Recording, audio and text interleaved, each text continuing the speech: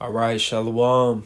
First and foremost, before I begin this lesson, I want to give all praises, honor, and glory to Yahweh, Bahashem, Yahweh Shai, Bahashem, Rachaha Kodash.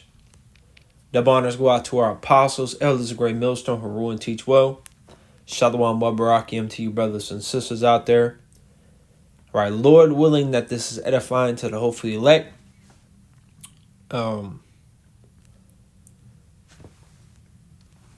Just basically what I wanted to get into was, because it was actually the spirit. I was thinking about this topic for a few hours, and I saw a brother do a similar topic. That persecution is coming, man, and we can feel it, in our spirit. Judgment, pain, suffering, all that is coming, but we know that we're going to be given the spirit. We're going to be given more of the spirit to be able to endure that.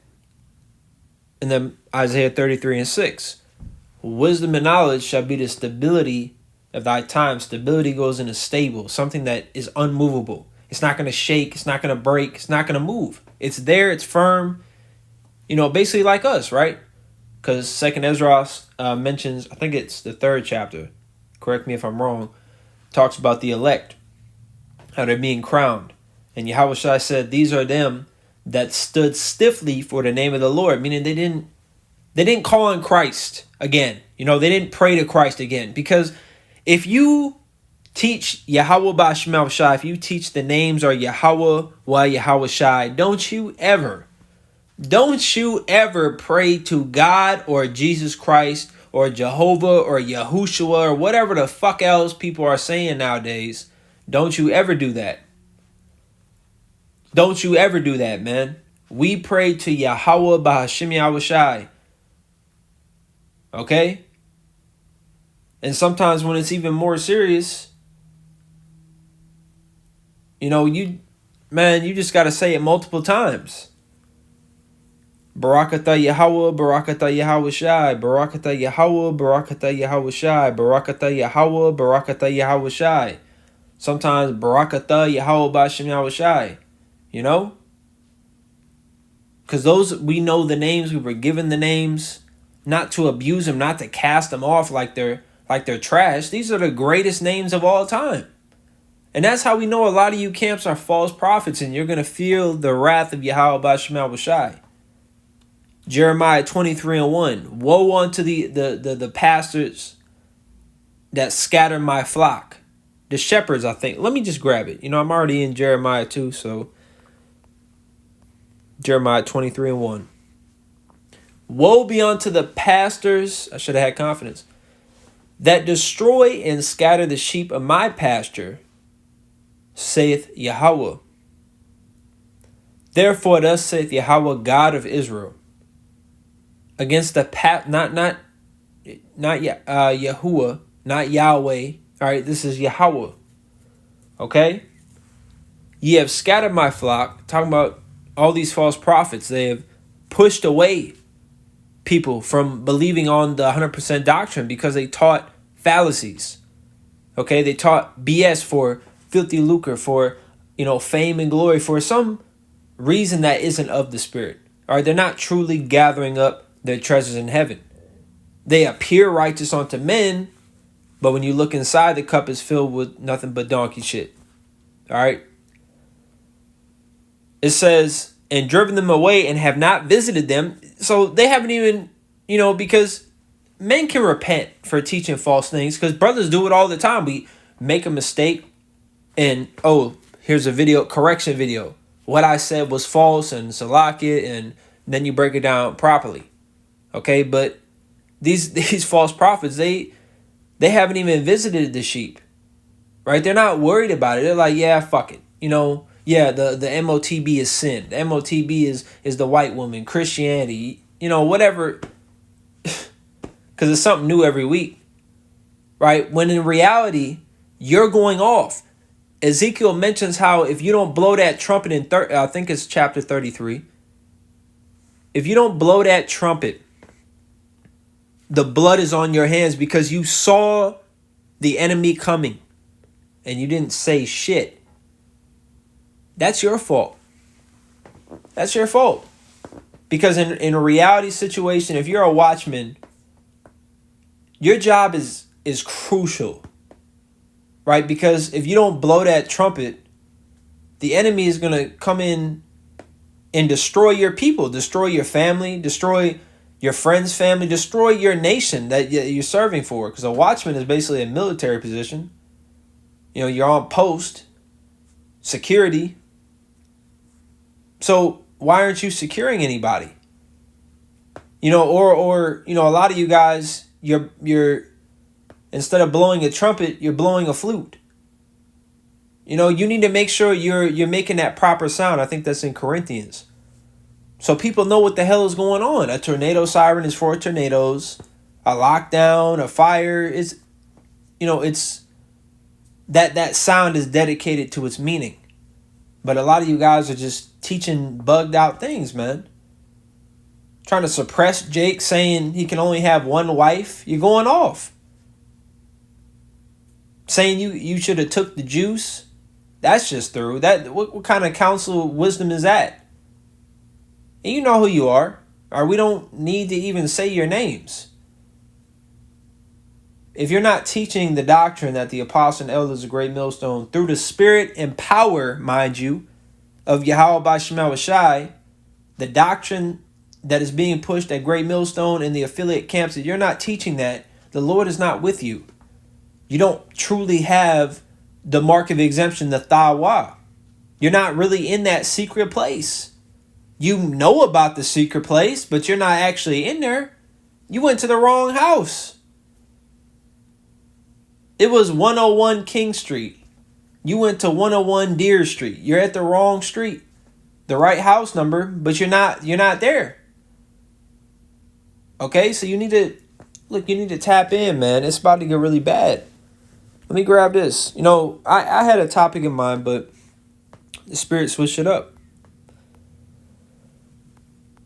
Let me get this second Esdras. Chapter 16. Because if a man as great as Ezra the prophet was concerned about his well-being in these times to come, how much more us? Because first of all, there's no remembrance of former things, so we don't know who we are in the reincarnation. Who we were, what we did, we could have done some crazy off-the-wall wicked shit. We don't know, and that's actually good and bad. It's bad because we could have done really bad things, but it's good because the Lord said, don't let your iniquities lift up themselves. So you really don't want to know what you did, because it's we already, every now and then allow our sins to weigh us down, and then we got to look back at the scriptures, which you always should be looking at the scriptures, examining yourself, whether you be in the faith. But we always, even now, we meditate randomly. You driving, the sun's going down, and you're like, man, I really fucked up 5 years ago. I remember this, I remember that. May how about Shema Shai have mercy on me? But that's ultimately being a broken and contrite spirit, like King David was. And Yahweh Ratazar were part of the house of David. All right, but let me grab this. 2 Ezra 16 and 17 and 18. It says, woe is me, woe is me. Who will deliver me in those days? Now, Ezra, he knew who the Most High was. Okay, he was a great man. He was given a lot of visions. Look how powerful, basically every camp day, every Great Millstone camp, I would say, brings out one precept at least from 2nd Esdras, man. Especially since the spirit of Yahweh Shai, or the testimony of Yahweh Shai Salaki, is the spirit of prophecy. 2nd Esdras 15 and 16 get brought out all the time, because that's the time we're in. That's the spirit. Okay, and I'm making that point because Ezra was a mighty man of Yahweh Shema Shai, but even he had a moment of doubt where he was like, whoa, who's going to deliver me from this? Look at all this crazy, wild shit. He saw people eating themselves, eating each other. All right, the crazy famine, the different. Basically, he saw, like certain movies that we see, like Book of Eli, The Road. He saw situations like a apocalypse event, basically. in certain areas. Now, my personal belief, because I'm not going to say it's part of the doctrine, my personal belief, there's going to be areas that are chaotic and hectic, but there's going to be areas, especially like certain major cities maybe, where it's going to be civilized, because the scriptures talk about times of trouble and wars and famine and pestilence and cannibalism and murder and suicides and all these different things, like a horror movie. But then on the other hand, you have, okay, they're drinking and marrying and they're buying things, they're still going to work basically. So there's going to be chaotic areas, especially for those that don't take the chip. You're going to be casted out of society and thrown into those chaotic areas, which a lot of people aren't going to take it at first.